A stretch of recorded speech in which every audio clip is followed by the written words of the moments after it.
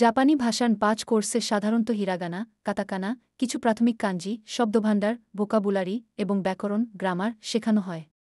এছাড়াও ৫ লেভেলের জন্য প্রয়োজনীয় লিসেনিং এবং রিডিং স্কিলও ডেভেলপ করা হয়। ৫ লেভেলের জন্য যা যা শেখানো হয়: বর্ণমালা, হিরাগানা এবং কাতাকানা উভয়ই। হিরাগানা জাপানি ভাষার মৌলিক বর্ণমালা, যেখানে কাতাকানা মূলত বিদেশি শব্দ লেখার জন্য ব্যবহৃত হয়। কাঞ্জি ৫ লেভেলে কিছু বেসিক কাঞ্জি অক্ষর শেখানো হয়, যা শব্দ এবং ধারণা প্রকাশ করে।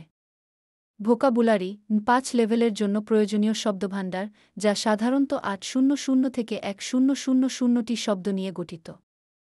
গ্রামার ৫ লেভেলের জন্য প্রয়োজনীয় গ্রামার রুলস শেখানো হয়, যার মধ্যে ২-৫টি লেসন থাকতে পারে। লিসেনিং এবং রিডিং এই দুটি স্কিল ৫ লেভেলের জন্য খুবই গুরুত্বপূর্ণ, তাই এগুলোর উপরেও জোর দেওয়া হয়। ৫ লেভেলের জাপানি ভাষা শেখার মূল উদ্দেশ্য হল জাপানি ভাষা বোঝা এবং দৈনন্দিন জীবনে প্রয়োজনীয় কিছু বাক্য তৈরি করতে পারা।